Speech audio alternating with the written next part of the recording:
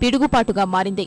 దీంతో వీసా గడువు పొడిగిస్తామని నమ్మించిన ఏజెంట్లు పత్తా లేకుండా పోగా కంపెనీలు మూతపడ్డాయి. 18,000 మందిలో వీసాలు లేనివారు 80% పైనే ఉన్నారు. కనీసం విమానం టికెట్టు కొనే స్థోమత కూడా లేదు. పనులు లేక గత నెల రోజులుగా పస్తులు ఉంటున్నవారే అధికం. గల్ఫ్ దేశాల్లో చిక్కుకున్న వారిలో అత్యధికులు తెలుగువారైనందునే ప్రవాస భారతీయ వ్యవహారాల మంత్రి వైఎల్ఆర్ రవి పట్టించుకోవడం లేదని కథనాలు దుమారం రేపాయి. దీంతో ముఖ్యమంత్రి కిరణ్ కుమార్ రెడ్డికి లేఖ రాసిన వైఎల్ఆర్ రవి ఇందుకు తెలుగువారిని రప్పించుకునేందుకు ప్రత్యేక ఏర్పాట్లు చేసుకోవాలని సూచించారు. ఈ విషయంలో కేంద్రం ఏమీ చెయ్యలేదన్నది ఆయన లేఖ సారాంశం. తెలుగువారిని పట్టించుకుని ఈ పెద్దాయన కేరళకు చెందిన బాధితుల వివరాల్ని ఆరా తీసి ఆ రాష్ట్రం నుంచి మంత్రిని పంపించారు. ప్రత్యేక శిబిరాలు ఏర్పాటు చేసి మరీ కేరళీయుల్ని స్వదేశానికి రప్పిస్తున్నారు.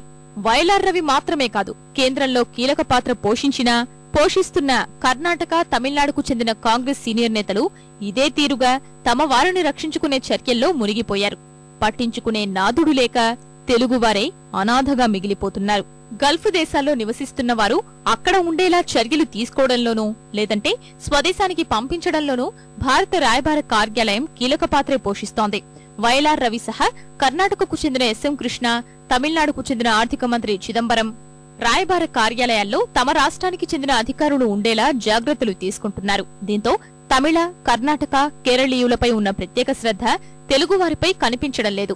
తెలుగు కార్మికులు ఎవరైనా రాయబార కార్యాలయానికి వెళ్లినా భాష సమస్యతో గోడు వినేవారు లేకుండా పోయారు. 2007లోనూ అక్రమంగా నివసిస్తున్న 40,000 మందిని స్వదేశాలకు వెళ్లాలని యుఏఈ ప్రభుత్వం ఆదేశించింది.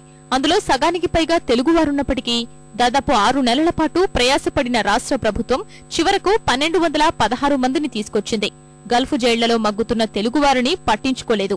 పరిణామాలు చూస్తుంటే ఇప్పుడు అలాంటి ఘటనలే పునరావృతమయ్యే అవకాశాలు కనిపిస్తున్నాయి. యూపీఏ ప్రభుత్వం గడువిచ్చి నెల రోజులు గడిచినా రాష్ట్ర ప్రభుత్వం ఈ అంశంపై దృష్టి సారించలేదు.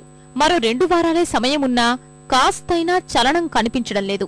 గల్ఫ్ తదితర దేశాల్లో పనిచేస్తున్న మలయాళీలకు కేరళ ప్రభుత్వం ఏ కష్టం రాకుండా జాగ్రత్తలు తీసుకుంటోంది.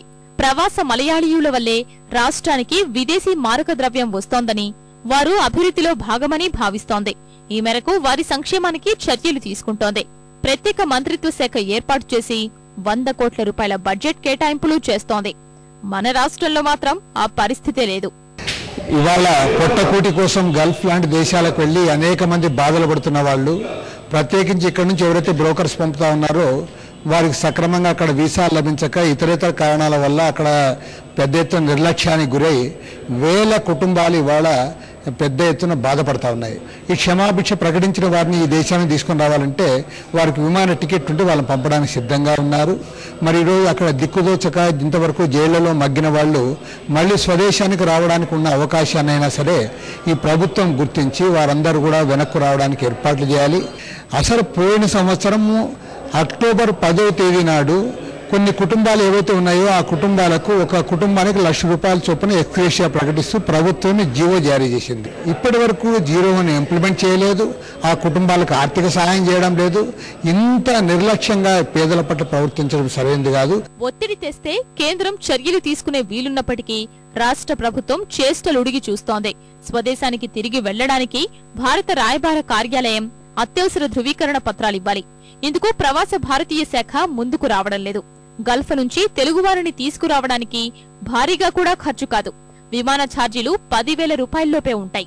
కార్మికులు పనిచేస్తున్న కంపెనీల నుంచి వేతన బకాయిల్ని ఇప్పిస్తే చాలా మంది రాష్ట్రానికి రావడానికి సిద్ధంగా ఉన్నా ఈ దిశలోనూ రాష్ట్ర ప్రభుత్వం తీసుకుంటున్న చర్యలు శూన్యం. దశాబ్దాలుగా సాగుతున్న గల్ఫ్ కష్టాల్ని తీర్చాలంటే కేంద్ర రాష్ట్ర ప్రభుత్వాలు ఇకనైనా చిత్తశుద్ధి ప్రదర్శించాలి. ప్రవాసుల వివరాల్ని పక్కాగా నమోదు చెయ్యాలి. ప్రతి పౌరుడు ప్రభుత్వ అనుమతితోనే విదేశాలకు వెళ్లే విధంగా నిబంధనలు విధించాలి. పౌరులను ఉద్యోగాలు, ఉపాధి కోసం విదేశాలకు పంపేందుకు అధీకృత ఏజెంట్లను నియమిస్తే సగం సమస్య తీరుతుంది.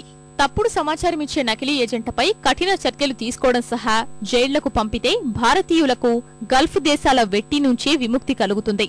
విదేశాలకు వెళ్లిన భారతీయులు తమ కుటుంబాలకు ఏటా 2,75,000 కోట్ల రూపాయలు పంపిస్తున్నారు. తమ కుటుంబాలకే కాకుండా పరోక్షంగా దేశానికి, రాష్ట్రానికి మేలు చేస్తున్న వారి సంక్షేమాన్ని ప్రభుత్వాలు పట్టించుకోకపోవడం దారుణం.